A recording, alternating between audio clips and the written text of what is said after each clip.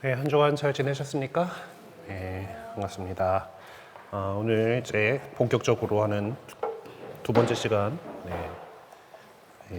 시작하기 전에 앞서서 우리 주님의 기도로 이 시간 시작하겠습니다.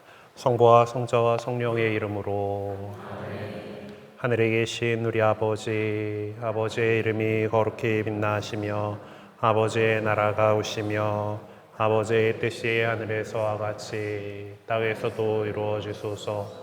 오늘 저희에게 일용할 양식을 주고 저희에게 잘못한 일을 저희가 용서하오니 저희 죄를 용서하시고 저희를 유혹에 빠지지 않게 하시고 악에서 구하소서. 아멘. 성부와 성자와 성령의 이름으로 아멘. 네, 지난 시간에 우리는 우리 교재가 어떤 방식으로 이제 신약 성경의 세계를 탐구해 나갈 것인가에 대해서 이렇게 살펴봤습니다. 그리고 이제 첫 번째 부분인 그 그리스도교 공동체가 어떻게 형성됐는가에 대한 이야기를 본격적으로 해 나가기 전에 앞서서 개요를 좀 이제 살펴보면서 이런 식으로 살펴보게 될 거다라고 하는 것들을 이제 살펴봤어요. 그럼 이제 우리 이번에 조금 더 들어가서 집중적 연구 일원되어 있는 44쪽에 이 사도행전의 요약문에 대한 연구라고 되어 있는 부분들을 살펴보게 될 겁니다. 안병철 신부님의 책을 제가 여러 해 동안 지금 강의를 하고 있지만은 늘 이 용어는 도대체 어떤 말을 번역한 것일까를 거꾸로 생각을 해야 되는 그런 용어들이 좀 있어요. 요약문, 요약문이라니까 뭐 이제 서머리 한 거다라는 거를 이제 아마 어떤 학자가 표현을 썼을 것 같아요. 그것들 가지고 안 신부님도 이제 요약문이라고 하는 표현으로 했는데 일단 그 사도행전하고 루카복음서는 루카로 이제 우리가 흔히 알고 있는 그 루카복음사가가 쓴 것으로 이렇게 보고 있습니다. 그렇죠?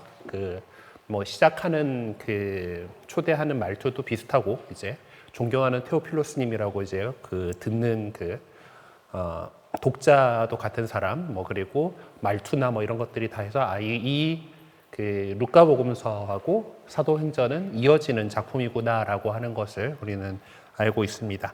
이 사도행전 초반의 전반부에 이제 사도행전의 후반부는 바오로 사도에 대한 이야기니까 사도행전의 전반부에는 예루살렘에 있던 초대교회의 좀 이상적인 그런 모습들을 우리에게 간략하게 그러나 매우 심도 있게 전해주고 있습니다. 루카는 이 초대교회 공동체의 모습을 이 신자들이 어떻게 살았다라고 하는 걸 갖다가 사도행전 안에서 3번에 걸쳐서 우리에게 이제 전해주고 있는데 이 가장 완벽한 복음 공동체의 모습, 이상적인 공동체의 모습을 전해주려고 했던 것 같아요. 네. 완벽한 공동체의 모습을 보여주고 있는데 우리가 이상적인 공동체다라고 얘기를 하는 거는 목표로 하고 있는 아이디얼한 우리 이상에 있는 그런 참 좋은 아름다운 하나님 나라가 이 세상에서 구현되고 있는 이제 이런 모습들을 보여주고 있는데 안타깝게도 우리는 그렇게 지금 살지 못하고 있는 상황이잖아요. 그래서 완벽한 복음 공동체의 모습은 결국 우리의 이상적인 공동체의 모습일 겁니다. 그래서 루카 복음사가는 이 사도행전 2장 42절에서 47절, 또 4장 32절에서 35절, 5장 12절에서 16절의 이 세 군데의 곳에서 초대교회 공동체의 삶에 대해서 어떻게 살았는가에 대해서 이제 적고 있고 그것이 얼마나 복음에 충실한 삶이었는가를 이야기를 하려고 해요. 그래서 이제 이거 갖다가 이제 이 사도행전 전체의 어떤 요약문이다. 사도들이 어떻게 활동하고 다녔는가에 대해서 쓴 거가 사도행전이잖아요. 어떻게 행동하고 어떻게 하고 다녔는지에 대한 건데 그거에 있어서 이상적으로 생각하고 완벽한 공동체에 이뤘던 예루살렘 초대교회 공동체의 모습을 결국 사도행전이 보여주고 있는 하느님 교회의 참된 모습 그걸 보여주는 요약문이다라고 이렇게 정의를 하고 있는 거죠. 사실 초대교회 공동체가 완벽하게 복음을 살았다라고 할 수 없습니다. 사실 보면은 또 그 나쁜 짓 한 사람들 나오고 나쁜 짓 하다가 죽는 사람들 나오고 뭐 이제 있어요. 어쨌든 그렇지만은 그 복음적인 공동체가 되기 위해서 본질적으로 필요한 것이 무엇인가라는 거에 대한 것을 우리에게 전해주는 것. 그것이 저자가 갖고 있는 의도다라는 거죠. 이렇게 해가지고 그 곳곳에서 한 세 군데 정도 이제 이야기를 하면서 이런 삶을 살았어라고 얘기하는 것은 이미 루카 공동체 시대쯤 되면은 이게 잘 안 되던 거겠죠. 예? 그 초대 우리 성령을 받았을 때 그 초대의 그 분들은 이렇게 살았었어. 우리 이렇게 살려고 노력해야 돼라고 하는 것을 이상적인 공동체로 제시하려는 것이 의도였다라고 볼 수가 있습니다. 그러니까 그 의도를 가지고 루카는 이렇게 편집을 해놓은 것이다라는 거죠. 그런 거기서 우리는 뭘 찾아야 됩니까? 우리 삶의 원칙들, 복음적인 삶의 원칙들을 찾아서 우리 삶에 어떻게 적용을 해볼 건가를 생각을 해봐야 되죠. 네, 그래서 그것들을 좀 집중적으로 연구 분석을 해보려고 합니다. 그래서 우리가 부활의 증인들인 사도들이 중심이 되어서 형성된 이 예루살렘 공동체가 어떻게 믿음의 삶을 실천적으로 살았고 날아가서 그리스도 공동체의 본질적인 사명인 복음 선포를 어떻게 수행했는가. 마태오복음 19장 28장 19절에서 20절을 이렇게 제시를 해놨는데 이게 마태복음 마지막에 예수님께서 너희는 가서 모든 일을 제자로 삼아서 아버지 아들과 성령의 이름으로 세례를 주고 뭐 이제 내가 가르친 거 다 가르치고 뭐 이제 이렇게 하라는 지키게 하여라라고 하는 복음 선포에 대한 사명을 어떻게 수행했는가를 갖다가 분명하게 짚어낼 수가 있을 겁니다. 그래서 우리 믿음의 삶에 있어서 어떤 이정표를 한번 확인해 보자라는 것에서 이 본문들을 살펴보려고 해요. 그래서 표가 제시되어 있죠. 세계 요약문에 대한 공관적인 비교라고 이렇게 했습니다. 그러니까 이렇게 성경에서 여러 본문들을 인을 갖다가 같은 내용들끼리 쫙 펼쳐놓는 작업을 갖다가 공관이라고 해요. 공관복음 이런 얘기 들었죠? 이렇게 공관복음 같은 경우는 그렇게 마테오복음, 마르코복음, 루카복음이 같은 스토리 라인을 가지고서 진행된다라는 면에서 같은 관점의 그런 거다 해서 공관복음이다라고 하는데 이제 성경에는 여러 가지 본문들을 갖다가 그런 것들로서 이제 같은 말들을 최대한 붙여가지고 이렇게 해놓는 것도 공관, 시놉시스라고 해요. 영화 소개할 때 보면 시놉시스 해가지고 있죠. 근데 거기는 줄거리를 얘기를 해주는 이제 그런 건데, 그러니까 원래 시놉시스는 영화 판에서도 이 간략한 대본과 함께 어떤 장면들이 연출이 될 거야, 뭐 이런 것들을 표로 좌라락 이렇게 해놓은 거예요. 거기서 사람들한테 일반 청중들한테 보여줄 건 약간의 스토리 라인들 뭐 이런 거니까 그걸 갖다 시놉시스 뭐 이렇게 하는 건데, 그러니까 개관해서 대충 이제 훅 훑어본다. 뭐 이제 이런 느낌으로서 시놉시스라는 단어를 쓰는데, 성경 공부하는 데서 시놉시스라고 하는 것은 이렇게 비슷한 본문들을 펼쳐놓고서 이제 같이 대조해보는 이제 그런 작업들을 의미합니다. 그래서 심지어 복음서를 갖다가 사복음서를 갖다가 이렇게 시놉시스 해놓은 책들도 있어요. 예, 그러니까 뭐 우리 수준에서 그것까지 이렇게 막 쳐다보고 하지는 않는데 성경 연구를 하는 사람들을 위해서 그렇게 공관을 해놓은 것들이 있습니다. 어쨌든 이 세 개의 본문을 공관을 해보자라고 이렇게 돼 있어서 이제 책에 실려 있죠. 보면은 세 개 본문이라 그랬는데 본문이 세 개라 그랬는데 네 칸이 있단 말이지. 이게 그런가 하면은 요 두 칸, 앞에 두 칸은 한 본문인데 이 본문에서 다루는 내용들이 약간 내용을 한번 반복해요. 반복을 해가지고 같은 내용들을 이렇게 붙여 우리 책에서 이제 요 부분들 이렇게 친교를 이루며 사도들의 가르침을 받고 뭐 이제 어떤 요소별로 좀 이제 분류를 해놨는데 이제 그것이 겹치는 게 있다 보니까 첫 번째 자꾸 포인트가 절로 가냐?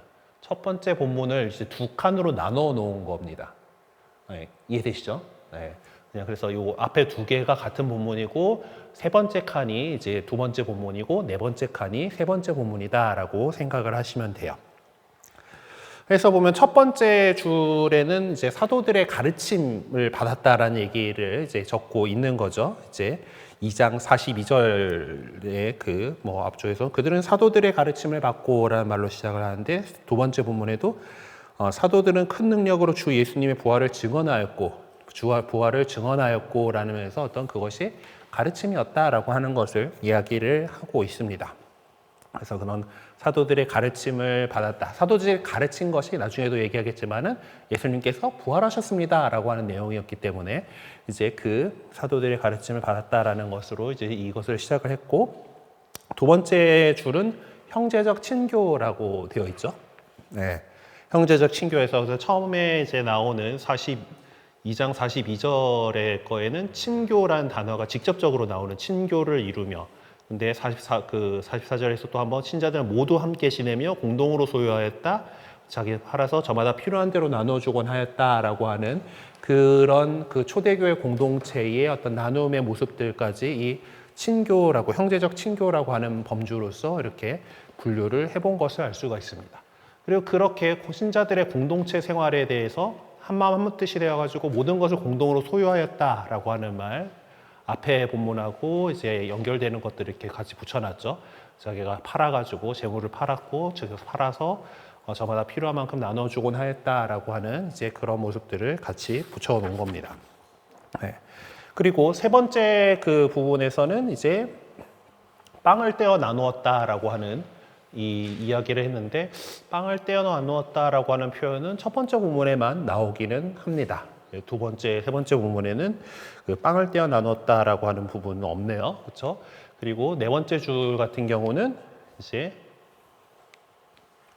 네 번째 줄 같은 경우는 이제 뭐 기도하는 일에 전념하였다고 한 마음으로 성전에 모이고 또 세 번째 부분에서 한 마음으로 솔로몬 주랑에 모이곤 하였다라고 하는 것으로 이제 그 성전에 모였다라고 하는 뭐 기도도 하고 성전에 사실 뭐 기도하러 갔죠, 그죠? 성전에 기도하러 가지 뭐 관광하러 가지 않았을 거 아니에요, 그 시절 사람들이.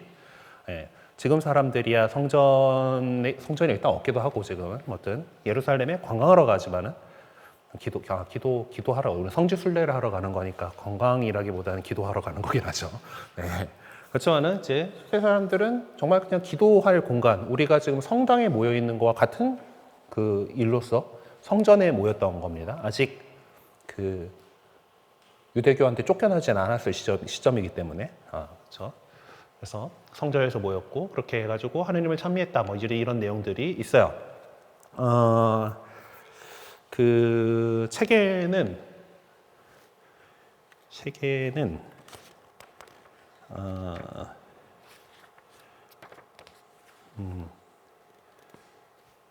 그래서 그 하느님을 찬미하며라고 하는 이제 저기 그 이제 2장 44절 이쪽에 있는 이제 모이고 하느님을 찬미하며라고 하는 말이 이제 빠져 있어서 그냥 저는 그냥 거기 이거가 어차피 결국 기도하는 내용이니까 집어 넣었는데 어쨌든 그렇습니다. 그리고 다섯 번째 줄에는 그 사람들을 본 백성들의 반응에 대해서 설명을 하고 있죠.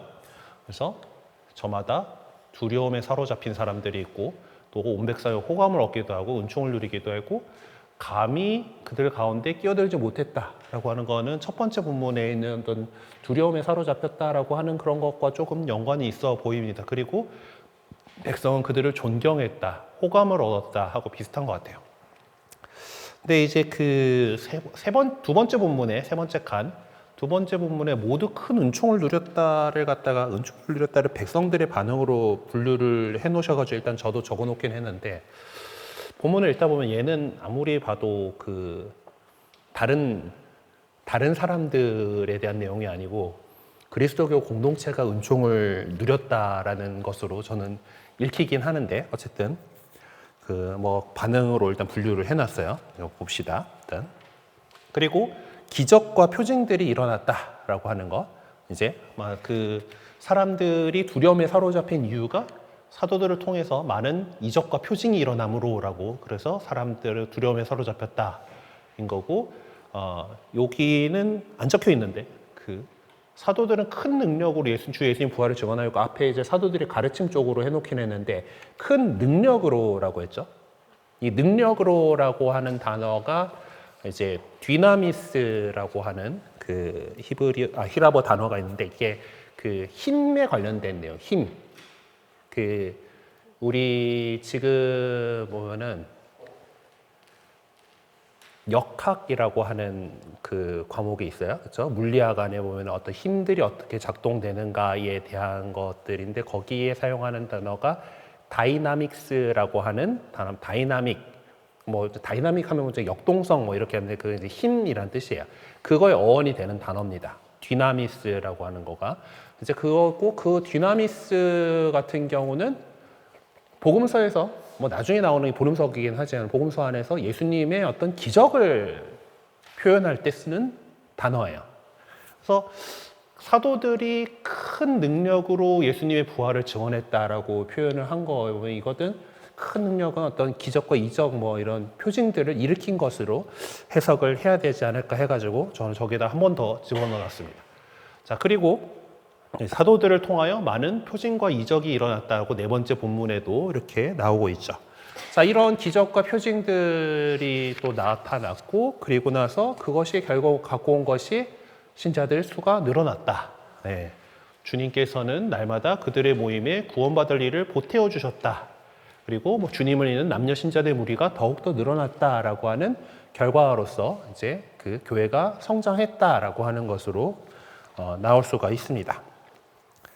그러니까 이미 그 루카는 사도행전 안에 이 세 개의 요약문을 통해서 독자들에게 첫 번째 그리스도교 공동체인 예루살렘 공동체 신자들이 어떻게 공동체의 삶을 그렇게 완벽하게 복음적으로 살았는지를 생생하게 그려주고 있습니다. 자, 하지만 우리는 이 공간 도식을 통해서 세 개의 요약문이 초대교회 공동체가 얼마나 철저하게 복음에 기초한 삶을 살았는가에 대한 보고서가 아니라 어떻게 사는 것이 그야말로 복음적인 완벽한 삶이 될 수 있는 완덕을 살아가는 모든 그리스도교 공동체의 어떤 이상을 제시해 주기 위한 루카의 심오한 의도가 담긴 신학이라는 사실을 잊어서는 안 되겠습니다. 이렇게 루카는 독자들에게 이상적인 복음 공동체의 상을 제시해 줌으로써 그리스도교 공동체라고 한다면 그렇게 살아야 한다라고 하는 당위성과 그러한 삶의 의미를 그리고 그렇게 살아갈 방법까지 제시하고 있는 것이죠. 이 세 개의 요약문을 비교해 보면은 상당히 많은 점에서 유사함을 알 수가 있습니다. 우리는 첫 번째 요약문인 2장 42절과 42에서 43절 그리고 47절의 그 뒤쪽 속에 그 나머지 두 개의 요약문에 나타나는 핵심적인 주제들이 거의 다 들어가 있다라는 사실을 알 수가 있습니다. 이처럼 첫 번째 요약문인 2장 42절에서 43절과 47의 뒷부분, 세 번째 부분, 이제 뒤에 주님께서 날마다 주의 모에 구원만을 일을 보태주셨다. 제가 분류를 조금 이제 그 뒤에 거 하고 이제 그거를 어차피 같은 거니까 하면서 이제 넣어놨는데 우리 책은 이제 첫 번째 그 칸에다가 넣어놨죠. 저기 요 부분 그다음에 이게 여기 들어가 있습니다. 그거가 이제 이게 딱딱딱딱이 다 들어 있어. 그런 말을 하고 싶은 거죠. 지금 요 첫 번째 이것들을 가르침, 친교를 이루고 땅을 떼어 나누고 기도하는 일에 전념하였고 사람들이 저마다 두려움을 주고 이적과 표징들이 일어났다. 그리고 구원받으리를 보태어 주셨다. 이것까지 이제 7가지가 다 들어 있다를 얘기를 하고 싶은 겁니다. 그래서 그게 그 요약문 중에 요약문이다라고 이렇게 부른다라고 이렇게 해놨습니다. 어쨌든 이제 요소들을 살펴보게 되면은 7가지가 나오는 것이죠. 7가지 복음적 삶의 7가지 핵심적인 요소들을 살펴보도록 합시다. 자, 루카는 사도행전 안에서 예루살렘 공동체를 복음적인 공동체의 표본으로 제시해주고 있습니다. 루카가 볼 때 그 공동체는 복음적인 삶에 충실한 공동체였어요. 루카가 이렇게 완벽한 복음 공동체로 소개하고 있는 예루살렘 공동체는 복음에 충실한 삶을 실질적으로 어떻게 살았을까? 그리고 그들이 보여준 실천적인 삶을 우리는 복음에 충실한 삶이었다고 말한다면 복음에 근거해서 충실하게 살았던 삶의 모습을 루카는 어떻게 소개해주고 있는가라고 질문들을 던지고 있죠. 이 사도행전의 요약문이라 불리는 내용 속에서 먼저 4가지 구체적인 모습이 소개되고 있는데 그것을 이제 복음적 충실성이라고 이름을 붙이기로 했습니다. 복음적 충실성, 복음에 어떤 충실하다라고 한다면은 그게 어떤 거가 있냐? 복음적 충실성이란 무엇인가라고 하는 것을 이제 살펴보자라는 거죠. 사실 표에 옆에 답이 다 나와 있습니다. 그렇죠? 네. 그렇죠. 첫 번째 표에 보면 가장 먼저 나온 것이 사도들의 가르침이 바로 이 부분이다라고 하는 거죠. 둘째 줄에 뭐라고 있습니까? 형제적인 친교라고 이제 친교를 이루는 것들이다라고 할 수가 있죠. 그리고 이제 세 번째 부분이 빵을 떼어 나눈다. 요거는 그리스도교 공동체의 되게 독특한 것이었습니다. 그렇죠? 우리도 미사 때 빵을 떼죠. 네, 이게 예수님께서 빵을 떼어 나누어 주시면서 이제 그렇게 해라라고 했기 때문에 이제 그 빵을 떼어 나눈다라는 것이 들어갑니다. 그리고 그들은 다시 모여서 함께 기도하고 성전에 모였다.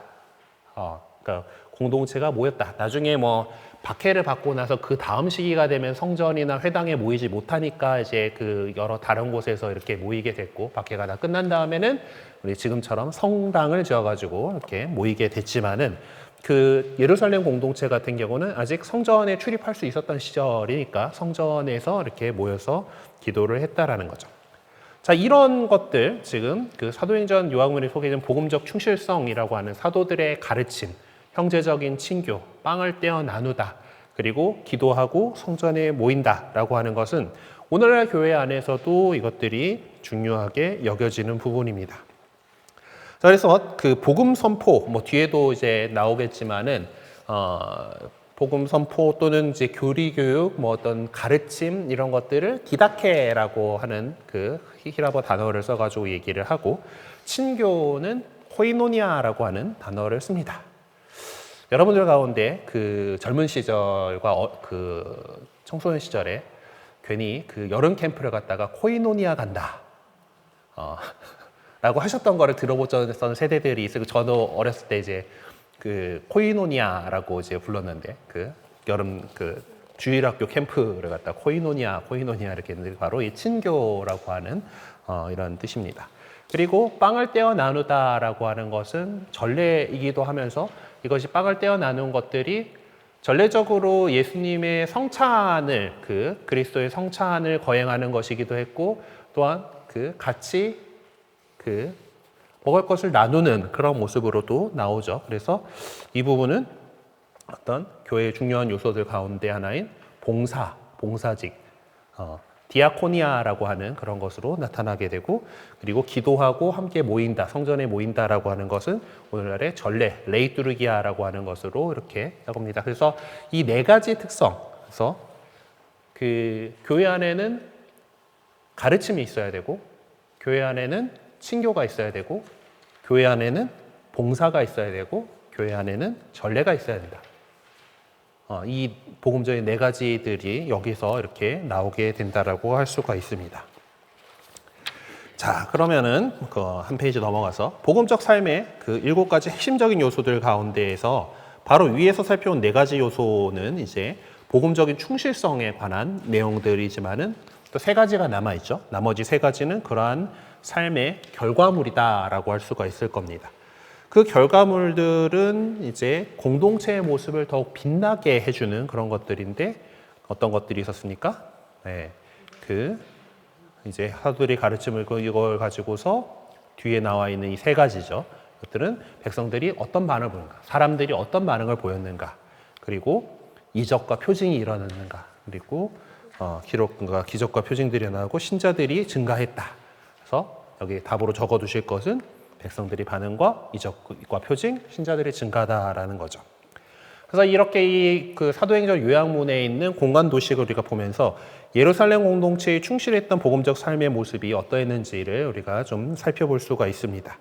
하지만 이거는 어떤 결론에 해당하는 거죠. 결론적으로 그리스도교라면 그 공동체라면 이렇게 살아야지라고 하는 어떤 우리의 이상이면서 또 우리가 그것들을 어떤 교회가 첫 교회는 이렇게 살았어라고 하는 그런 결론에 해당하는 그런 것입니다.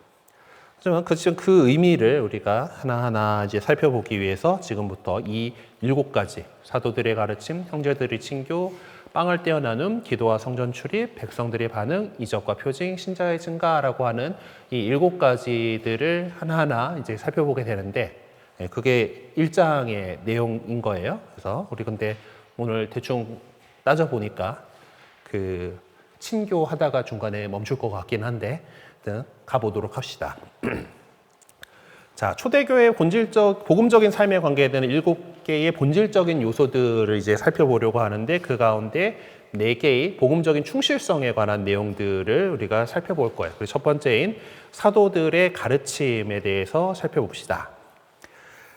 사도행전 2장 42절에는 그들은 사도들의 가르침을 받고라고 적고 있습니다. 근데 여기서 사용하는 가르침이라고 그 명사형이죠. 명사로서 가르침이라고 하는 것을 이제 적고 있는데 이 용어가 디다케예요.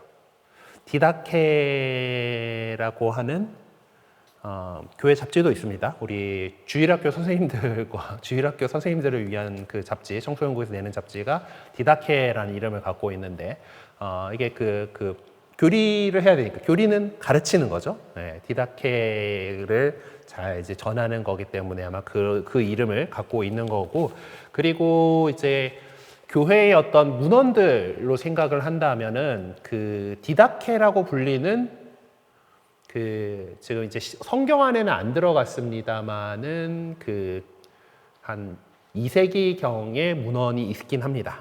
그러니까 12사도의 가르침이라고 하는 제목은 디다케라고 보통 불리는 좀 고전 작품이 있어요. 근데 얘네는 성경에 들어가진 않았습니다만은 그래도 역시 초창기 교회의 모습들을 좀 볼 수 있는 이제 그런 자료로서 있고, 그래서 교부학이라고 하는 이제 좀 초대교회는 살짝 넘어갔고, 그렇죠? 예수님의 직제자하고 그 다음 세대까지는 지금 이제 이 사도행전의 범위들이잖아요. 초대교회의 이 범위들인데 성경 시대 그 이후에, 그러니까 그 제자의 제자 정도 되는 분들부터 해가지고 한 3, 4세기경까지의 그 교회 학자들을 갖다가 교회의 아버지다라고 해서 처치 파더 해서 교부라고 이렇게 부르는데, 이제 그쪽 연구를 할 때에 또 나오는 그런 문헌이 디다케라고 하는 문헌이 있습니다. 어쨌든 그냥 이 가르침이라고 하는 단어가 이 디다케라고 하는 그 용어를 사용을 하고 있는데, 이 용어, 이 디다케라고 하는 단어 자체는 사도행전의 그 전반부에서, 사도행전 전반부가 이제 초대교회의 모습, 예루살렘 공동체의 모습들을 쫓아가잖아요. 그 안에서 딱 2번 나와요. 딱 2번 나오는데 5장 28절의 경우에는 이제 대사제가 이제 너네가 이제 당신들 온 예루살렘에 당신들의 가르침을 퍼뜨리면서라고 하는 그 맥락 안에서 나오고 있기 때문에 어떤 사도들의 가르침이다라고 하는 그런 의미로서 사용되는 것은 사실상 요거 한 군데밖에 없다라는 이야기가 됩니다. 어쨌든 그렇기 때문에 이 가르침이라고 하는 용어 속에 이제 당신들의 가르침을 퍼뜨린다라고 하는 것은 결국 누가 대상이겠습니까?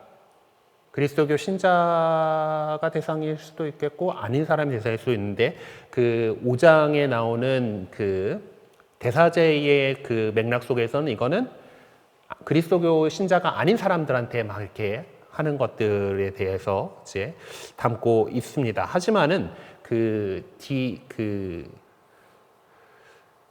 이 2장 42절에 나오는 맥락에서 보면은 뒤에서도 조금 더 살펴보겠지만 그거는 이제 이미 그리스도교 신자가 된 사람들이 계속 사도들의 가르침을 들었다라고 하는 그런 내용으로 돼 있잖아요. 그래서 그리스도교 신자들을 향한 그런 행위로 나옵니다.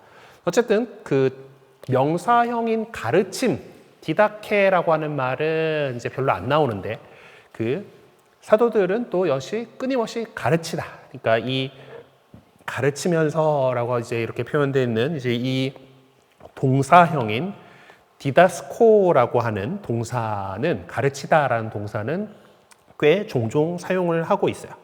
자, 그러면은 사도들이 했던 행동들 가운데 이 가르치다라고 하는 일들이 계속 있었는 건데, 그럼 계속 많이 가르치고 있고, 사실 사도들의 후계자인 우리 주교님이 이제 본당에다가 파견한 저 같은 신부도 여러분에게 지금 열심히 가르치고 있죠. 이 가르치는 직무는 교회 안에서 되게 중요한 직무이긴 해요. 그렇죠? 이 끊임없이 계속해서 가르치고 있는데 이 가르치다라고 하는 동사, 그 상당히 중요하고 무게 있는 그런 말이다라고 합니다. 자, 그러면은 우리는 여기서 질문을 던져봐야죠. 그럼 사도들은 무엇을 가르쳤는가?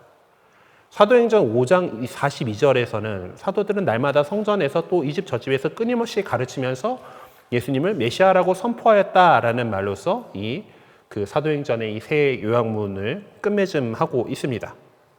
근데 되게 그 의미심장한 게 가르치는 그거가 예수님은 메시아라고 선포하였다라는 거잖아요. 그렇죠? 뭔가 이제 힌트가 될 것 같죠. 이처럼 사도행전의 저자인 루카는 사도들이 성전과 집에서 쉬지 않고 가르쳤다는 사실을 언급하는 것으로 지금 이 세 요약문들을 종결하고 있는 것만큼 이 가르침이라는 것에 대해서 매우 중요한 의미를 부여하고자 했던 것을 알 수가 있습니다. 자, 그러면 사도들이 그렇게 쉬지 않고 가르친 것이 내용이 무엇인가? 무엇을 가르쳤는가를 하면서 사도행전 5절에서 30절에서 31절을 참조하라라고 이렇게 돼 있네요. 그렇죠? 30절에서 32절의 내용이 우리 조상들의 하느님께서는 여러분이 나무에 매달아 죽인 예수님을 다시 일으키셨습니다. 그리고 하느님께서는 그분을 영도자 구원자로 삼아 당신의 오른쪽에 들어올리시어 이스라엘이 회개하고 죄를 용서받게 하셨습니다. 라고 하는 그런 내용인데 답자리에 보면은 세 개가 있죠. 세 가지를 갖다가 써라라고 이렇게 돼 있죠. 자, 그럼 첫 번째 거는 뭡니까? 하느님께서 나무에 매달려서 죽은 예수님을 다시 일으키셨습니다. 부활했다. 예수님께서 부활하셨다라고 하는 것이 첫 번째 거죠. 하느님께서 여러분이 나무에 매달아 죽인 예수님을 다시 일으키셨습니다라고 하는 것으로 볼 수가 있고, 그리고 이제 두 번째 거가 이제 영도자 구원자로 삼아서 당신의 오른쪽에 들어 올리셨다. 예수님께서 승천하셨다라는 얘기죠. 승천에 대한 얘기를 하고 싶은 겁니다. 그리고 예수님께서 부활하고 승천하신 건 뭐 때문에 했습니까? 이스라엘이 회개하고 죄를 용서받게 하셨습니다. 결국 구원하시려고 그랬다라는 거죠. 그러니까 단어로 표현하면은 부활, 승천, 구원인 거고, 그래서 강사들에게는 답안지도 주어지거든요. 답안지에 보면은 이제 1번이 하느님께서는 예수를 죽음으로부터 다시 일으켜 세우셨다. 그리고 2번이 하느님께서는 그 예수를 우리의 영도자 구원자가 되게 하셔서 당신 오른편에 들어 올리셨다. 세 번째가 이제 이스라엘이 회개하고 죄를 용서받게 하셨다. 이렇게 적어 놓으면 된다. 그래서 핵심은 예수님께서 부활하셨습니다. 그 예수님께서 하느님께서 그 예수님을 하늘로 불러 올리셨다. 예수님께서 승천하셨습니다. 그리고 그 부활과 승천을 통해서 예수님께서 우리를 구원하셨습니다. 네, 회개하고 죄를 용서받게 하다라는 것은 결국 구원하셨다는 얘기가 되죠. 자, 예수님을 메시아로 선포하였다라고 하는 사도행전 5장 42절은 복음 선포의 내용이 무엇인지를 명확하게 밝혀줍니다. 이제 복음 선포라고 하는 걸로 할 때는 이 캐리그마라고 하는 단어를 또 써요. 그래서 아까 이제 네 가지가 이제 가르침, 그리고 친교, 봉사, 전례 이렇게 있잖아요. 그렇죠? 이제 이것들을 이제 교회의 어떤 네 가지 특징, 중요한 행동이다라고 얘기를 할 때 디다케 대신에 캐리그마를 넣기도 합니다. 또 캐리그마를 보통 더 넣어요. 그러니까 디다케는 그냥 어떤 가르침이라고 하지만 캐리그마는 어떤 선포거든. 이제 복음에 대한 선포다. 세상을 향해서 이것을 선포한다라고 하는 그것이 더 강하기 때문에 이제 얘기를 하는데 어쨌든 이제 그렇게 캐리그마라고 하는 그 핵심적인 본질적인 내용을 이제 이거는 그리스도교를 받아들이지 않은 사람들한테 쫙 하고 복음 기쁜 소식은 예수님께서 부활하셨습니다 하잖아요. 이걸 갖다가 얘기를 하는 건데 가장 먼저 그 캐리그마가 이루어진 것은 오순절에 성령님께서 오시고 나서 그러고 나서 막 이제 그 성령을 받아가지고 얼굴 시뻘겋게 돼가지고 막 이제 그 새로운 언어로 막 이제 말을 쏟아내고 있는데 사람들이 다 그걸 갖다가 자기네 고향 말로 듣고 있고 막 이제 이러고 있는데 이거 뭐 어떻게 된 거지 막 이렇게 하고 있고 몇몇 사람들은 아이고 저게 시뻘개진 거 보니까 취했구만 막 이제 이러고 있고 있는 상황 속에서 자 형제 여러분 이 사람들이 취한 거 아닙니다 하면서 베드로 사도께서 쫙 이제 연설을 하는 거가 사도행전에 나오죠. 네. 그거가 이제 그 오순절 설교라고 불리는 이제 사도행전 2장 14절에서 41절의 그 중요한 내용이에요. 거기에 자세히 소개가 되는데 이 내용은 사실 이제 그 5장에서 얘기하는 사도들이 쉬지 않고 가르친 그 내용과 다르지 않다라는 거예요. 그거라는 거죠. 베드로의 오순절 설교 속에 담겨있는 복음 선포의 핵심적인 내용들을 다시 정리를 해보면은 또 우리 신앙의 현주소를 재차 확인해가는 행위가 된다는 점에서 매우 중요하고 필요하다라고 이렇게 합니다. 어쨌든 2장 14절에서 41절에 소개되고 있는 베드로의 오순절 설교를 읽으면서 좀 내용이 길어요. 왜냐면은 예루살렘에 모인 사람들에게 이제 이 사건 예수님께서 나무에 매달려 못 박혀가지고 돌아가신 예수님을 하나님께서 다시 일으키신 그 사건에 대해서 설명을 하면서 베드로 사도는 구약 성경의 여러 가지들을 인용을 하면서 이게 이랬던 것이 이렇게 이루어졌습니다를 갖다가 이렇게 설명을 하십니다. 그래서 놀랍죠? 베드로 사도는 어부 출신이잖아요. 어부셨고 그래도 뭐 나름 열심히 회당을 다니셨다라고 하지만은 우리가 이 정도로 이 조리 있게 말씀을 하실 거라고 예상이 잘 안 되죠. 인간적인 능력만 갖고는. 왜냐하면 성령께서 다 말씀하실 것을 딱 주셨기 때문에 그렇게 관련 근거 딱딱 들어가면서 이제 말씀을 하셨어요. 근데 그것들을 다 들여다보기에는 양이 너무 많기 때문에 핵심적인 내용들만 제가 좀 정리를 해놨습니다. 자, 봅시다. 이스라엘 여러분, 이 말을 들으십시오. 여러분도 알다시피 나자렛 사람 예수님은 하느님께서 여러 기적과 이적과 표징으로 여러분에게 확인해 주신 분이십니다. 하느님께서 그분을 통하여 여러분 가운데에서 그것들을 일으키셨습니다. 하느님께서 미리 정하신 계획과 예지에 따라 여러분에게 넘겨주신 그분을 여러분은 무법자들의 손을 빌려 십자가에 못 박아 죽였습니다. 그러나 하느님께서는 그분을 죽음의 고통에서 풀어 다시 살리셨습니다. 그분께서는 죽음에 사로잡혀 계실 수가 없었던 것입니다. 그러니까 예수님께서 어떤 분이셨다. 그리고 그래서 특히 예수님은 하느님께서 여러 기적과 이적과 표징으로 여러분에게 확인해 주신 분이십니다. 이분 대단하신 분이다. 하느님 아버지께서 그 능력으로 이렇게 보여주신 분이다라고 하는 것을 강조를 하고 있어요. 자, 그랬는데 그렇게 하느님께서 보내주신 그분을 갖다가 어떻게 했어요? 여러분은 무법자들의 손에 빌려서 십자가에 못 박아 죽였습니다. 그러나 하느님께서는 그분을 죽음의 고통에서 풀어 다시 살리셨습니다. 예수님 부활하셨다라고 하는 중요한 내용을 얘기를 하고 있는 거죠. 그렇죠?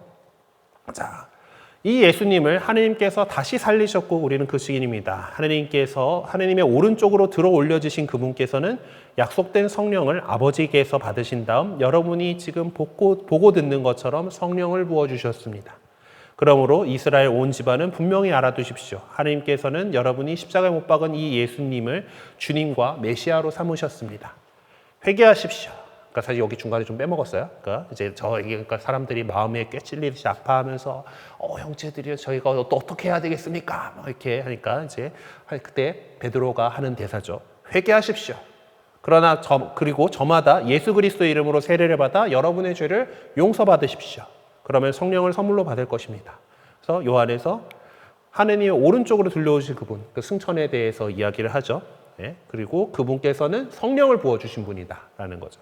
그리고 이제 그분을 알게 됐다면 이제 회개하고 세례를 받고 이제 죄를 용서받아라라고 하는 그 내용들을 갖고 있어요. 그러니까 네 가지 또 칸이 네 개 있잖아요. 칸이 네 개.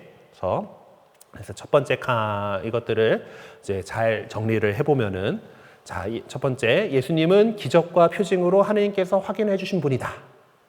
예수님 이런 분이야라고 하는 그래서 그 예수님께서 살아계실 때 어떤 사명을 수행하셨는가를 살짝 이제 이야기를 하고 있습니다.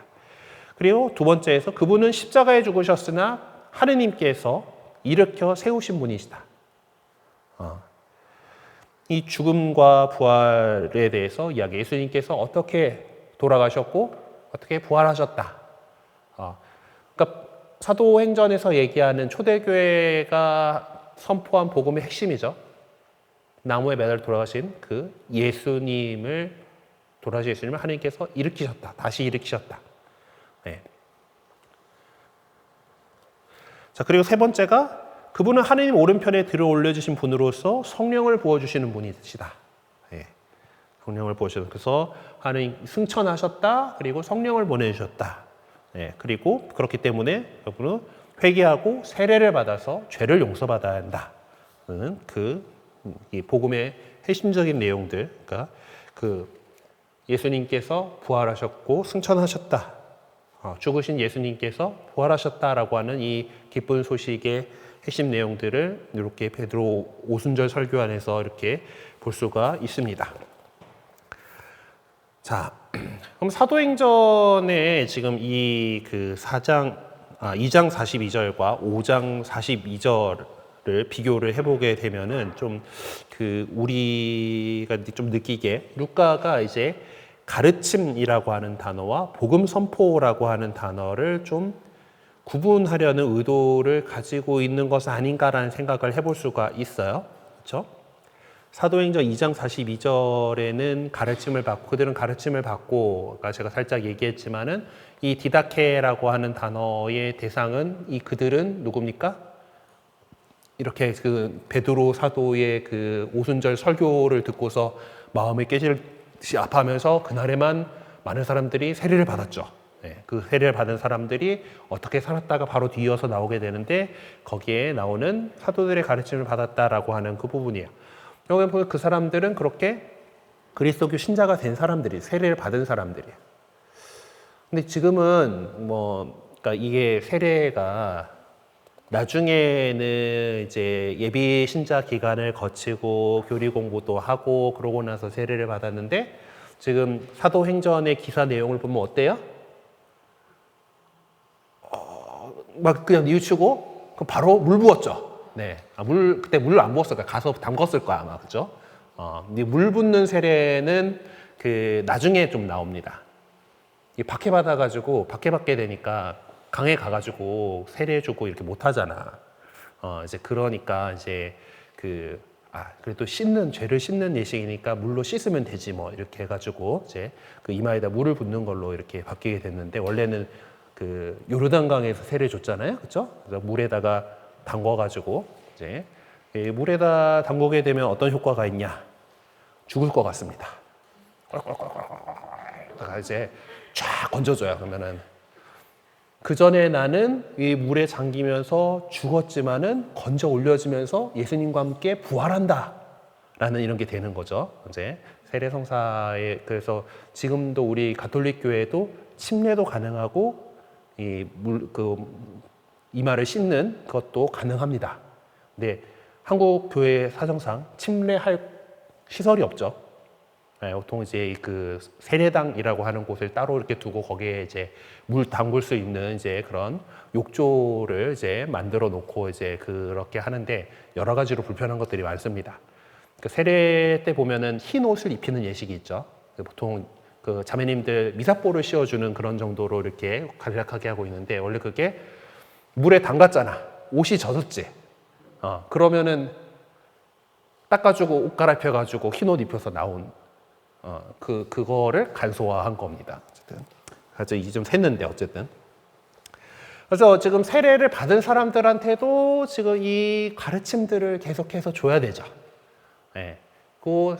이 들어오게 하는데도 예수님이 어떤 분이시다라고 하는 것을 가르쳐 줘야 돼요. 근데 그래서 이제 5장 42절에 보면은 끊임없이 가르치면서에는 이제 아까 그 얘기했던 디다스코 그 가르치다의 그 동사가 이제 들어가 있고 예수님 메시아라고 선포하였다라고 하는 동사는 에반겔리오예요.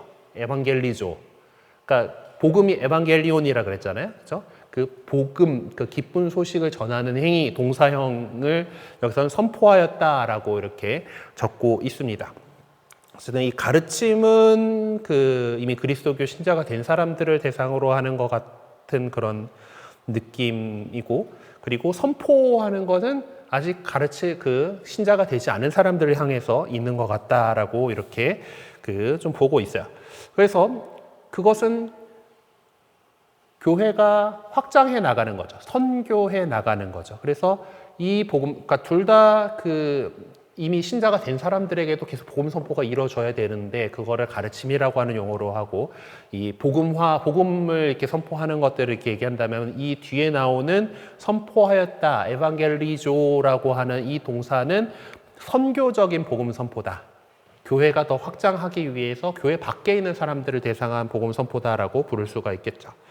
자, 그런데 이제 사도행전 2장 42절에는 사도들의 가르침을 받고 뭐에 전념하였다라고 전해주는데 사도들의 가르침에 전념했던 사람들은 그리스도교 신앙에 투신한 사람들, 신자가 된 초대교회 공동체 신자들이었다라는 거죠. 그래서 이것이 다르다라고 하는 대상에 있어서 다르다라고 이렇게 볼 수가 있습니다. 그리고 그래서 이 가르침이라고 하는 것들은 결국 사도들로서 교회 공동체를 이끌어 나가는 그 복음 선포인 거기 때문에 사도적인 복음 선포라고 이렇게 부를 수가 있겠습니다. 어쨌든 이 사도행전 2장에서 5장의 내용을 살펴보면은 그리스도교 공동체가 빠른 속도로 성장했다라는 것을 알 수가 있어요. 그래서 보면 다양한 어떤 기원, 어디서 예루살렘에 원래 살던 사람들도 있었을 거고, 예루살렘에 마침 오순절도 원래 파스카 지나고 50일 지난 거에 이제 유다교의 어떤 종교 행사거든요. 그렇죠? 그렇게 해가지고 왔다가 여러 군데서 예루살렘 성전 왔다가 저 사도들에게 만나게 돼가지고 그리스도교 신자가 된 사람들도 있고, 뭐 이렇게 다양한 사람들이 이렇게 모여들게 됐습니다. 하지만 신자들의 양적인 팽창은 필연적으로 그리스도교 신앙과 질서에 맞는 삶을 살아가기 위한 교육의 필요성을 야기할 수밖에 없습니다. 제자들이야 예수님하고 같이 이렇게 살아왔으니까 이제 어떤 그런 삶의 방식들을 갖다가 좀 이제 배우게 됐지만은 이 사람들은 아니잖아요. 처음 왔어요. 그렇죠? 이 상황은 사실 우리 한국 교회의 상황도 비슷합니다. 예전에는 예배자 교리 아주 열심히 하고 교회가 정말 소수였던 그런 시절에는 예배자 교리도 되게 빡빡하게 하고 좀 시간도 오래 걸리고 그리고 어떤 삶을 갖다가 정확하게 가르쳐 왔어요. 되게 적은 사람들이 들어왔었기 때문에 그렇게 삶으로 이렇게 가르쳐 왔는데 7, 80년대에 교회가 급속하게 성장한 80년대에 특별히 교황 방한 요한 바오로 2세 교황님 오시고 그리고 세계 성체대회 하고 이제 그런 80년대 90년대를 거치면서 교회가 엄청나게 성장을 합니다. 그때 신자가 되겠다고 온 사람들이 되게 많았어요. 어떤 사람들은 한국 교회가 민주화 운동 속에서 보여줬던 것들에 사람들이 호감을 느낀 거에다가 요한 바오로 2세 교황님의 효과다라고 얘기를 하긴 하지만은 또 어떤 경우에는 강남 개발로 인한 준거 집단이 필요했어. 여기저기서 여러 사람들이 모였잖아. 거기서 뭔가 공통점을 가지고 커뮤니티를 이룰 수 있는 것이 교회다라고 하는, 개신교회가 됐든 천주교회가 됐든 그렇게 해가지고 모였기 때문에 그때 확 팽창했다라고 보는 사람들도 있어요. 그러다 보니까 사실 교리 교육이 잘 이루어지지 못한 채로 많은 새신자들이 쏟아져 들어왔고 그들에게 교회적인 삶, 우리 한국 천주교회가 예전부터 살아오고 있던 그런 정신들, 이런 것들이 잘 전해지지 못한 상태가 돼버렸다고 분석하는 사람들도 있습니다. 초대교회 때도 마찬가지. 많은 사람들이 갑자기 막 들어오면은 이제 그것들이 어려워져요. 근데 저 때는 그래도 그 되게 크게 결심해야지 하는 거였잖아요. 지금 나중에 나오겠지만은 자기 재산 다 팔아가지고 공동으로 소유하고 이제 이렇게 공동생활하고 이러면은 그 정말 큰 결심해야 되는 거거든요. 그렇죠? 그렇긴 한데 지금은 뭐 그렇진 않잖아요. 그렇죠? 살던 거 잘 살고 이제 뭐 직업 바꾸라고 하기를 하나 뭐 옛날 초대교회 때는 안 되는 직업들 있어요.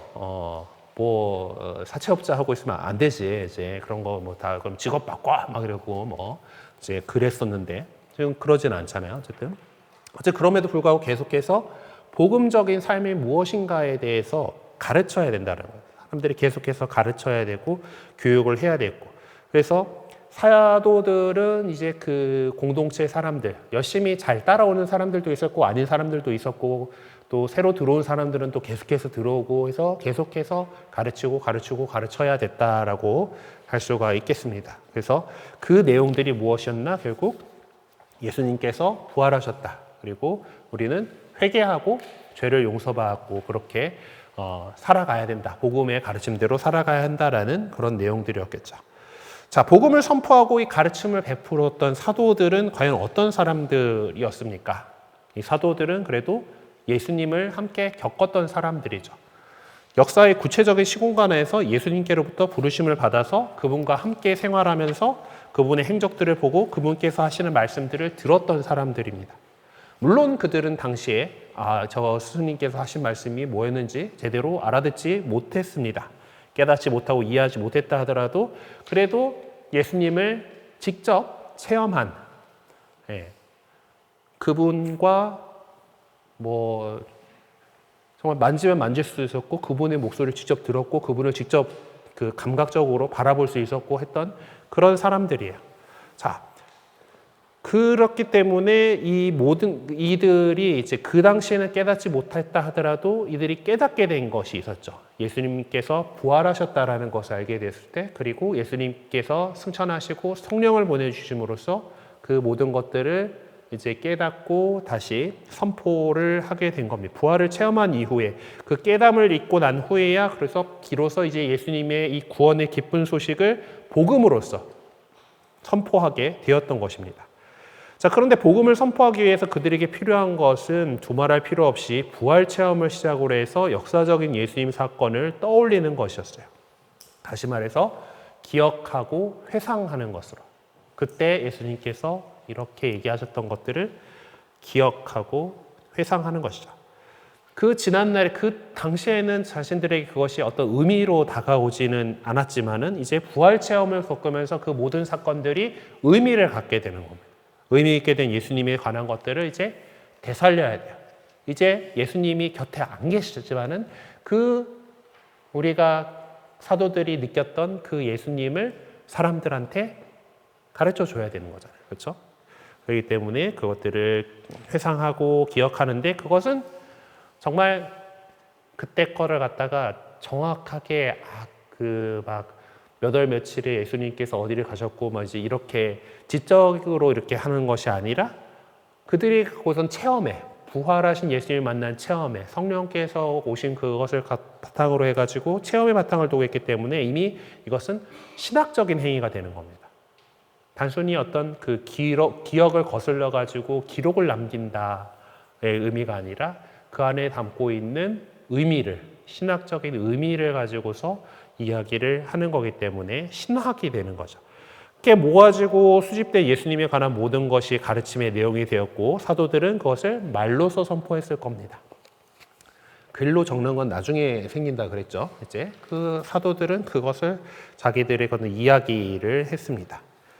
구전으로 전해지는 사도들의 가르침이 시간의 흐름 속에서 성문화된 모습을 갖추게 되고 그것이 토대가 돼서 훗날 복음서의 기초가 되는 것이죠. 그래서 그것이 이제 지금 우리에게 전해지고 있는 거죠. 여기서 간과해서 안 될 것은 다른 것이 아니라 그 모든 것을 가능하게 한 밑바탕에는 사도들의 부활 체험이 있었다. 그들이 예수님께서 부활하셨다는 것을 읽고 그래서 그리스도의 부활은 신약의 백성들에게 있어서는 구원의 사건이었던 거예요. 우리가 이제 다가오는 이제 부활을 맞이하게 될 텐데 그 부활이 들어있는 그 성주가 안에 제일 중요한 성삼위를 파스카 성삼위라고 그러잖아요. 구약의 백성들이 이제 이집트 탈출이라고 하는 그 파스카를 통해서 하느님의 구원을 체험했던 것처럼 신약의 백성들은 예수님의 순환과 부활이라고 하는 것이 파스카로서 구원의 체험이 되게 되는 거죠. 그래서 구약의 그 파스카는 이스라엘 백성에게 있어서 구약 백성들에게는 그것을 그들의 어떤 그 정체성을 이루게 되는 중요한 어떤 건국 사건에 해당하는 거였던 것처럼 우리 그리스도인들에게는 그리스도 왕국의 어떤 그 건국에 대한 그 중요한 체험은 예수님의 부활이었다라는 거예요.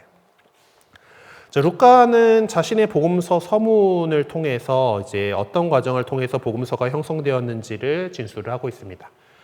예수 그리스도의 이야기를 전하는데 여러 사람들이 이 작업을 했습니다. 그리고 저도 보고 들은 것을 갖다가 순서대로 귀하게 이제 전해주려고 한다라고 하는 그런 식으로 적고 있죠.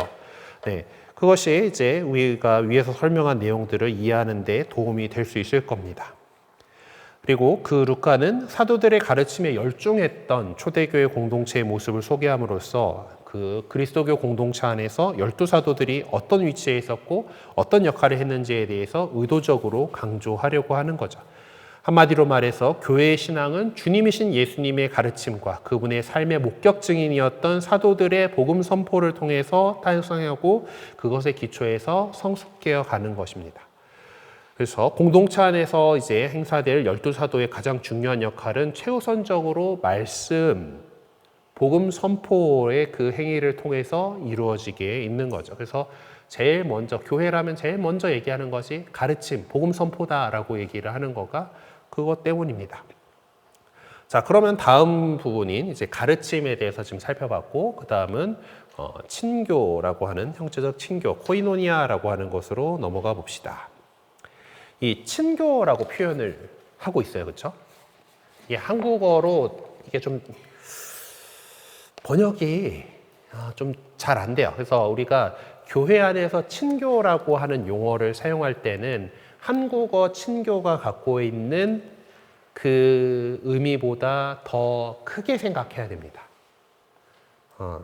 사실 이 코이노니아라고 하는 그리스 단어 자체가 조금 이제 그 번역이 조금 까다로울 정도로 좀 풍부한 의미를 지니고 있다고 해요. 저도 거기까지 파고 들어가서 이렇게 열심히 그리스어를 그 성경 히라버를 아주 그렇게까지 열심히 공부한 사람은 아니기 때문에 그 의미에 대해서 여러분들에게 정확하게 설명을 해줄 수 없지만 하여튼 크다라고 하는 것은 이제 그 풍부한 의미를 갖고 있다라고.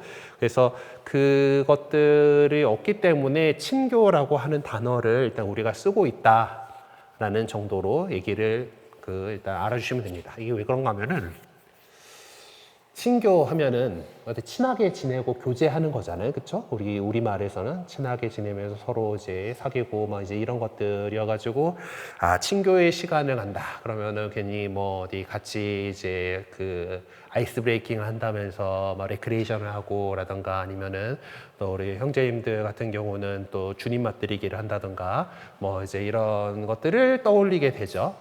여기서 주님은 저 위에 계신 분 아니고 있습니다. 네. 근데 이제 그렇게 약하게 생각할 수가 있는데 라틴어에서 친교로 우리가 사용하게 되는 그 꼬뮤니오라고 하는 단어 같은 경우만 해도 그리고 보통 이제 교회 안에서 친교라고 얘기할 때는 꼬뮤니온을 얘기를 하거든요. 콤은 함께고 윤이는 하나고 오는 뭐 그게 돼간다라는 건데 하나 되다라는 건데 코뮤니온이라고 하는 단어가 친교로 번역될 때도 있지만은 지난번에 시노드 때 같은 경우는 이제 거기에 코뮤니온을 친교 이렇게 번역을 해놨었죠. 근데 친교로 번역될 때도 있습니다만은 영성체도 코뮤니온이에요. 들어보신 적 있을까요? 영어로 영성체가 홀리 커뮤니온입니다. 예수님하고 하나 되는 거거든. 그렇죠? 그리고 우리가 사도신경을 보통 주일에 외우죠. 한국 천주교회는 이제 짧은 걸 좋아하기 때문에 사도신경을 합니다. 원래는 그냥 신경, 니케아 콘스탄티노폴리스 신경을 해야 되는데 사도신경을 사도신경은 우리 로마 교회의 세례신경이에요. 이 신앙 고백을 바탕으로 세례를 받는 건데 중요한 신앙 고백이긴 한데 니케아 콘스탄티노플 신경에 비해서는 좀 짧아요, 그렇죠? 그래서 우리나라는 저도 못 외우고 여러분도 못 외우기 때문에 외우고 있는 사도신경을 주로 하는데 사도신경에 보면은 니케아 콘스탄티노플 신경에는 안 나오지만은 그 중요한 개념이 하나가 나옵니다. 모든 성인의 통공. 모든 성인의 통공을 믿으며라고 하는 그 통공, 공로가 통한다는 뜻인데 그거에 해당하는 단어 커뮤니온입니다. 그러니까 커뮤니온이라고 하는 단어가 은근 폭이 넓은 거예요. 예. 그러니까 그런 것처럼 코이노니아는 라틴어의 그거보다 더 넓다. 그건 좀 더 이제 뭐 살펴보면서 이렇게 가보도록 합시다. 하여튼 그래서 친교 우리 한계가 그래서 그렇다라는 거예요. 자, 이 의미를 좀 정리를 해보려고 이렇게 해요. 사도행전 2장 42절에서는 이제 그들은 친교를 이루며 빵을 떼어 나누고라고 하는 이제 친교를 이루며 빵을 떼어 나누고라고 이렇게 사도들의 가르침을 듣고 친교를 이루며 빵을 떼어 나누고 뭐 성전에 갔다 이제 이렇게 해가지고 그 네 가지가 착착착착 이렇게 나오는 그런 모습이 되어 있는데 여기서 이제 그리스어 원문은 카이테 코이노니아 모르겠다. 어쨌든 저기 뒤에 거는 빵을 쪼개다라는 뜻이에요. 어쨌든 근데 보면은 콤마로 구분되어 있어요. 그러니까 친교를 이루며 하고 빵을 떼어 나누고가 그냥 열거하고 있는 그런 모양으로 되어 있는데 이것들이 이제 잘 번역이 안 되기 때문에 라틴어 같은 경우는 불가타 성경, 라틴어 성경의 경우는 같은 말을 갖다가 e comunicazione fractioni Spanis, 그러니까 빵을 쪼개는 통교로서 커뮤니케이션, 통신하는 것도 통하는 것도 친교로 쓰이는 단어예요. 커뮤니온, 커뮤니케이션 둘 다 씁니다. 이제 근데 코미니카시오네 프락시오니 스파니스 빵을 쪼개는 친교를 해서 즉 친교를 이루며 빵을 떼어 나누고를 갖다가 빵을 떼어 나누는 친교를 이루며 이런 식으로 번역을 해놓은 거예요. 라틴 말로 옮기는 데 있어서도 이 친교의 의미를 갖다가 조금 그러니까 그리스어로서는 친교를 이루며 빵을 떼어 나누고 이걸 갖다가 이제 그냥 열거해 놓은 그런 상태인데 이제 그렇지 않다라는 거죠. 좀 영어 번역은 또 그리스어 그것 따라서 이제 좀 열거하는 거, 커뮤니언 라이프하고 브레이킹 더 브레드하고 이렇게 번역을 해놨는데 어쨌든 이런 것들을 통해서 이 친교라고 하는 것은 성체 성사적인 친교다. 방금도 말씀드렸지만은 커뮤니온이 영성체다라고 하는 거죠. 예, 성체를 모시는 예수님과 하나 되는 그 성체 성사적인 친교의 차원을 이제 사용을 해볼 수가 있습니다. 그리고 이제 둘째로 같은 이제 이 구절에 친교를 이루며라는 표현에 앞서서 사도들의 가르침을 받고 친교를 이루며라고 하는 표현이 있어요. 그래서 이것을 보면서 사도들의 가르침도 친교의 중요한 내용이다라고 하는 것으로 할 수가 있죠. 이것은 지금 있어서 우리가 교회의 교계에 속해 있다라고 하는 사도로부터 이어오는 교회에 우리가 속해 있다라고 하는 것에서 이 친교는 교계적인 친교를 이야기하는 그런 의미도 담고 있습니다. 그 교계적인 친교, 사도들로 이렇게 이어져 오는 그러니까 우리 으뜸 사도인 베드로 사도의 후계자인 교황님을 중심으로 해서 우리 가톨릭 교회가 하나의 교회를 이루고 있잖아요. 그러니까 하나의 교회라고 그것은 이제 신자들의 일치가 바로 이 친교 안에서 이루어진다라고 하는 것을 이제 살펴볼 수가 있습니다.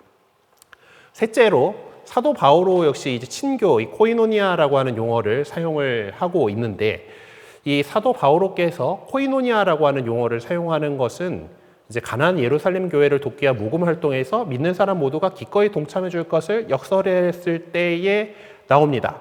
그러니까 바오로 사도는 이제 실질적인 모금 활동 운동과 이 코이노니아를 갖다 연계시켜 나왔는데 그게 코린토 후서에 이렇게 좀 나타나요. 코린토 후서 8장 4절에 보면은 성도들을 위한 구제 활동에 참여하는 특전을이라고 되어 있는데 저기 어디에 친교가 나오지라고 되지만은 원문을 보게 되면은 이제 코이노니안 테스 디아코니아스 그러니까 이거를 갖다 그대로 이제 붙여 놓는다면 디아코니아스는 봉사라 그랬죠. 그러니까 테스 에이스 성도들을 위한 이거죠. 성도들을 위한 그러니까 이 구제 활동이 디아코니아스인 거예요. 디아코니아스 이제 봉사인 건데 그 코이노니안이잖아요. 그러니까 여기에 참여하다라는 그런 모습으로 우리가 이제 지금 우리 성경이 이 말을 번역을 한 거예요. 그래서 그 어떤 친교라고 하는 것들을 갖다가 정말 실질적인 그 나눔으로써 그 나눔을 통해서 함께 참여하는 그런 모습, 이 모금 활동, 나눔에 참여하다라고 하는 그런 것으로서 구제 활동에 참여하는 그런 그 나눔의 의미로서 사용을 하기도 합니다. 그리고 세계 요약문 안에 공통적으로 나타나는 내용으로 가진 것을 공동으로 소유하는 공동체의 모습이 이렇게 나오게 되는데 역시 그것을 이루기 위해서 중요한 것은 정신적인 일치였어요. 공동체의 정신적 일치입니다. 그래서 한마음 한뜻이 되었다. 그렇기 때문에 공동 소유의 공동체를 이룰 수가 있었던 거죠. 그래서 그는 날마다 한마음으로 이렇게 하는 모습으로서 어떤 정신의 일치를 이룰 수도 있을 것이고 그리고 뭐 다섯 번째로 아주 단순한 의미로서 그냥 신자들의 모임이라고 하는 그런 전체적인 그런 일치를 이야기하는 것으로도 볼 수가 있겠습니다. 이 세 개의 본문을 공관해서 볼 수 있듯이 좀 유사한 내용들로 이렇게 되어 있는데 이제 루카는 이 세 요약문 가운데 첫 번째와 두 번째 요약문에서 친교에 관련된 내용들을 되게 상세하게 전해주고 있는데 결국 그것이 자기 재산을 포기하고 이렇게 그 내놓고 같이 공동 소유하고 그 안에 뭐 서로 필요한 만큼 나누어 가졌다라고 하는 이제 그런 부분이에요. 재밌게도 이제 이것들을 갖다가 이제 원시 공산주의다 뭐 이렇게 표현을 하는 사람들도 있지요. 공산주의가 코뮤니즘이잖아요. 이 코뮤니오하고 이제 그 어원 자체는 같은데 어째서 참 교회가 말하는 코뮤니온하고 이 그 뭐 이미 뭐 그 커뮤니즘은 이제 역사의 뒤안길로 넘어간 거긴 하지만 그 커뮤니즘하고는 어떻게 그렇게 그 달랐는지 참 신기한 그런 일이기도 합니다. 어쨌든 네, 그것들이 이제 어쨌든 그 친교의 모습들이 좀 더 그 실질적인 물질의 나눔이라고 하는 면에서 이제 강조가 되고 있어요. 어쨌든 초대교회 공동체 안에서 끊임없이 실천해왔던 친교의 모습을 강조함으로써 루카는 정말 무엇을 하려고 했었을 거야. 네. 그래서 루카가 전해주고자 했던 것이 무엇이었는지 이해하기 위해서 이 친교에 관계되는 내용들을 더 연구 분석하는 작업을 하자라고 해요. 와, 지금까지도 되게 열심히 한 것 같은데 더 깊이 들어가 보세요. 어쨌든 가봅시다.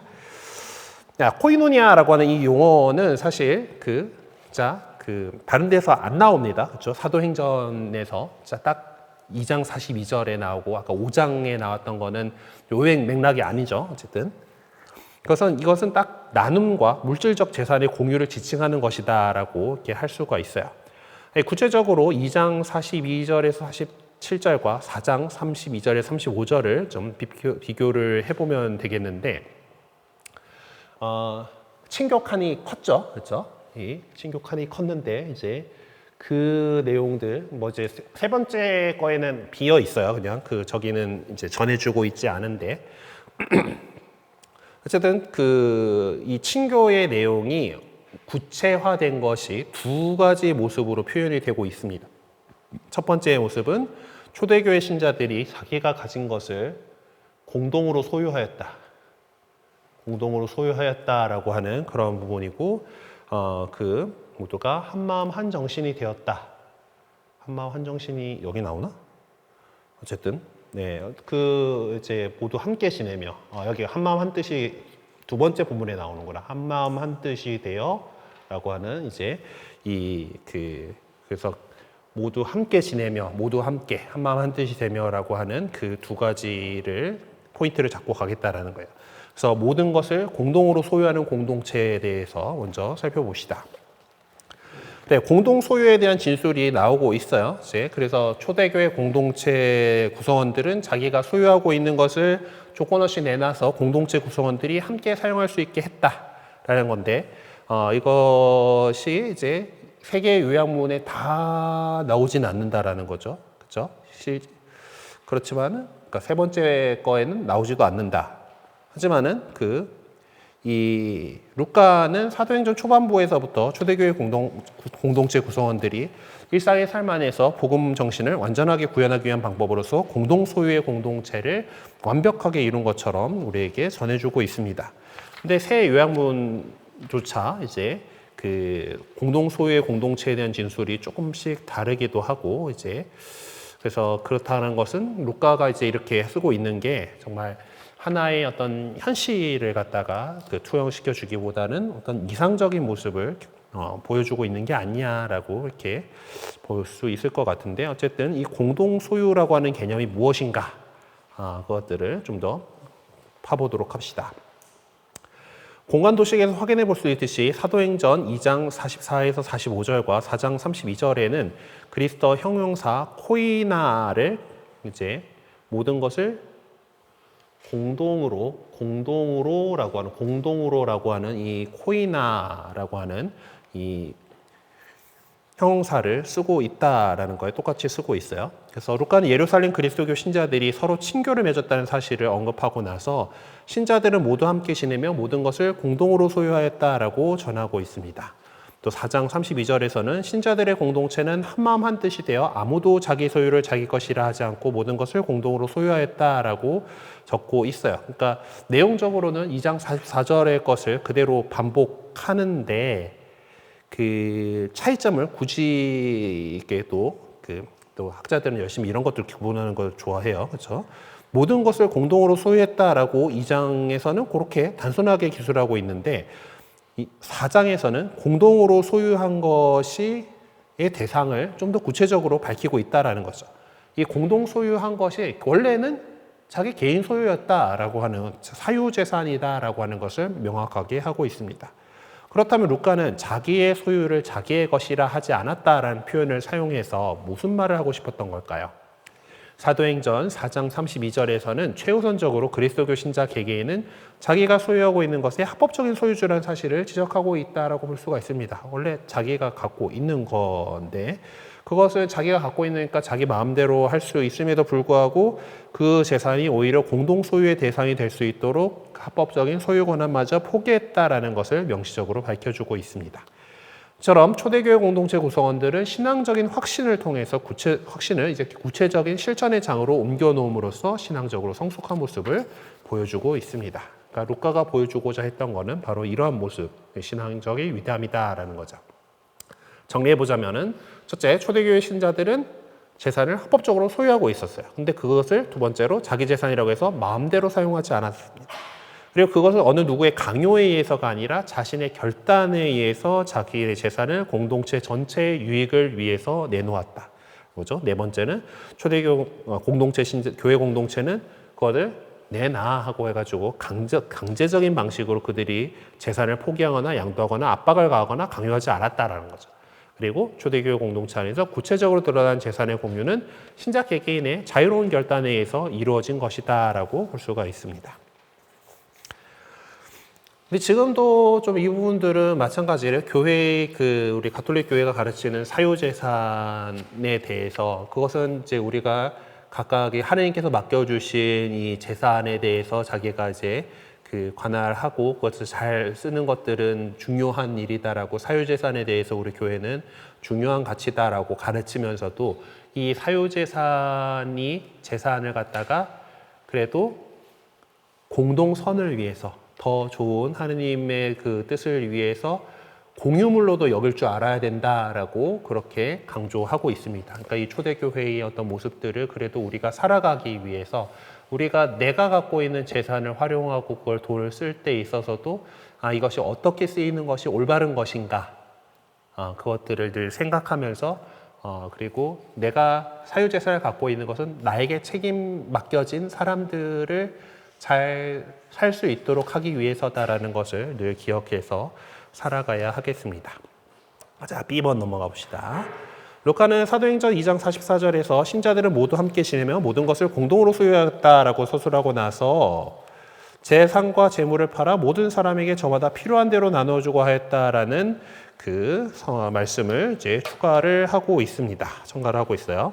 그들 가운데는 궁핍한 사람이 하나도 없었다. 그리고 땅이나 집을 소유한 사람은 그것을 팔아서 받은 돈을 가져다가 사도들이 발 앞에 놓고 저마다 필요한 만큼 나누어 받았다라고 하고 있습니다. 저마다 필요한 대로 나누어 주곤 하였다도 나오고 실현하고 나누어 받곤 하였다라고 있죠. 뭐 비슷한 내용이긴 하지만은 좀 차이점이 보인다라는 거예요.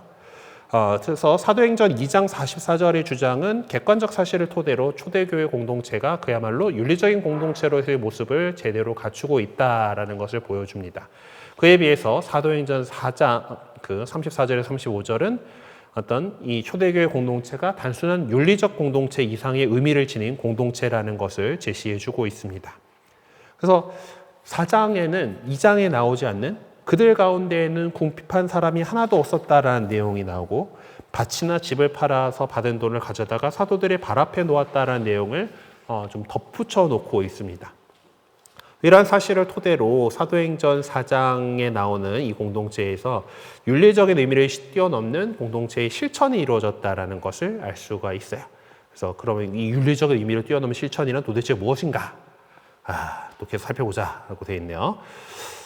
사실상 사도행전 4장 34에서 35절만을 생각하면 윤리적 의미 이상의 공동체의 모습으로 소개된 초대교회는 구성원 모두가 예외 없이 복음에 충실한 삶을 산 흠잡을 데 없는 공동체라는 결론을 내리게 됩니다. 그런 다음에 이어서 소개되고 있는 바르나바에 관한 이야기. 바르나바는 자기가 가진 그것들을 다 팔아가지고 잘 바쳤다. 그 뒤에 나오는 하나니아스와 사피라에 대한 일부 빼돌렸다가 죽었다. 이런 이야기가 이제 그 주장을 아무런 의심 없이 받아들이는 데 있어서 커다란 걸림돌이 되고 있죠. 역시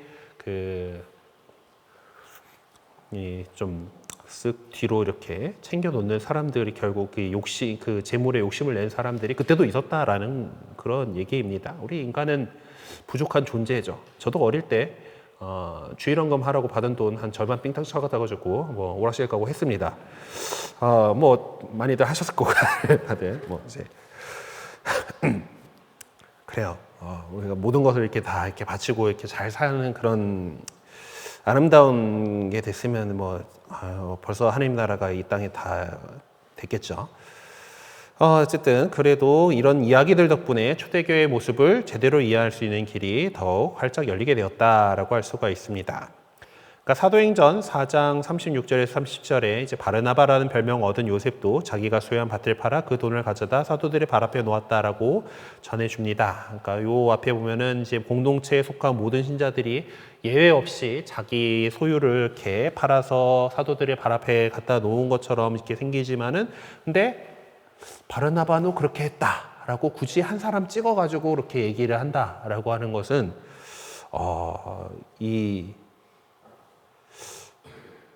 뭔가 특별한 이유가 있겠죠. 네. 그러니까 자기가 앞에서는 왠지 다 그랬던 것처럼 적어놨는데 이제 갑자기 이 사람은 그랬다 하고 특정 인물을 이렇게 얘기하는 것은 루카는 바르나바라는 사람을 소개하면서 그가 예외적이라 여겨질 만큼 욕심 없이 복음을 요구하는 삶을 관대한 모습으로 보여줬다라는 것을 모든 신앙인들에게 하나의 모델로 제시하고자 했던 그런 것입니다. 뭐 물론 바르나바가 뒤에 이제 또 중요 인물로 나오죠. 사도 바오로를 이끌고 첫 번째 선교 여행을 이제 떠나는 그런 사람이기 때문에 그 사람에 대해서 미리 좀 이런 훌륭한 사람이었어라고 이렇게 깔아놓은 걸 수도 있긴 한데 어쨌든 뭐 사실 그것이 이제 다들 하고 있는 거였다라면은 모두가 그렇게 다 하고 한 거였다면은 굳이 바르나바를 참 잘했어요라고 이름을 제시할 필요도 없었겠죠. 다들 하고 있었던 거라면. 근데 다들 하고 있던 건 아니었기 때문에 이제 그렇게 이야기를 한 거죠. 그래서 모범을 보여주고자 했던 그런 것이다라고 할 수가 있습니다. 이렇게 결론을 내릴 수 있는 것은 바르나바에 이어서 바로 뒤에 이어 나오는 하나니아스와 사피라에 대한 이야기입니다. 이들은 복음을 실천하는 데 있어서 바르나바와는 다른 모습을 보여주죠. 뭐 나름 공동체의 다른 신자들처럼 공동소유의 공동체 구성을 위해서 나름대로 자기 거 팔았고 바쳤어요. 바치면서 다 바친 것처럼 했어요. 그렇죠? 근데 아내의 동의안에 판값의 일부를 떼어놓고 나머지만 가져다가 사도들의 발 앞에 놓았다라고 전해주는 이제 이 구절에서부터 나오고 있죠. 그러니까 바르나바하고는 달리 이제 그 일부만 사도들 앞에 갖다 놓았습니다. 사실 뭐 잘못된 건 아니죠. 우리도 전체 다 갖다 바치진 않잖아. 어쨌든 그렇기 때문에 그런데 그것들을 뭔가 속이려고 하는, 꽁쳐놓고 이제 하려고 하는 이제 그런 것 때문에 이제 문제가 된 거죠. 베드로가 막 이렇게 질책하는 내용 보면은, 그러니까 이 일부만을 이렇게 봉헌하면서 그 판돈 전부를 갖다 가져온 것처럼 거짓말을 했다라는 것을 알 수가 있습니다. 이제 그래서 그 사실 그냥 좀 뭐 다는 아니고 그래도 뭐 이렇게 그냥 봉헌한 거였으면 괜찮은데 저희도 모든 것을 팔아서 갖고 왔습니다라고 이제 먼저 좀 있어 보이게 하고 싶었던 모양이죠. 이제 그렇게 했던 것이 이제 아닐 겁니다. 결과적으로도 거짓말을 했기 때문에 벌을 받은 거지 다 안 바쳤다고 해가지고 벌 받은 건 아니다라는 거죠. 네. 바르나바는 그런 정말 이제 다 그냥 그렇게 바쳤던 그런 사람이고, 하나니아스와 사피라는 이제 이탈하지 않으면서 어떤 자신들의 이익과 타협하는 그런 모습을 보여주었습니다. 이제 두 부류의 사람을 소개함으로써 초대교회 공동체 안은 바르나바처럼 정말 무사무욕의 정신으로 복음을 살아가는 신자들이 있었는가 하면은 하나니아스 사피라처럼 자신들의 이익을 해치지 않으면서 다른 신자들에게처럼 그래도 복음에 충실한 그런 자들로 인정받기 위해서 막 이렇게 무슨 일이라도 할 수 있는 그런 신자들이 있었다라는 것을 알려주고 있는 것이죠. 네. 어쨌든 이제 이상이죠. 바르나바의 모습은 정말 이렇게 이상적으로 살아가는 거고, 사실 그것이 나중에 구현된 것이 수도자들의 모습이죠. 수도자들은 자신의 어떤 소유를 포기하고서 이제 청비에는 완전히 서약을 하잖아요. 저 같은 교구 신부들, 재속사제들하고 다르게 저는 청빈하게 살아가려고 노력을 하지만 저는 청빈 서약을 하진 않고 개인 재산도 있고 제 차도 굴리고 마이너스긴 하지만 제 통장도 있고 뭐 이제 그렇게 살아갑니다. 왜냐하면 이제 속세에서 이제 살아가는 재속사제이기 때문에. 그런데 정말 이제 수도자들은 자신의 소유를 다 포기하고 그 바람에 되게 참 어려웠던 점들이 있어요. 우리 신학교 다닐 때 신학교 학생증을 우리은행에서 체크카드로 만들었는데, 체크카드를 하려고 그러면 통장이 있어야 되잖아. 근데 우리 신학교에는 이제 수도회에서 이제 사제품에 올리기 위해서 이제 학교 다니는 분들도 있단 말이에요. 그래서 이제 수도회에서 이 사람들은 청빈서원을 뭐 그때 아직 종신서원을 한 건 아니지만 유기서원을 했기 때문에 청빈서원 자기 계좌를 만들 수가 없어요.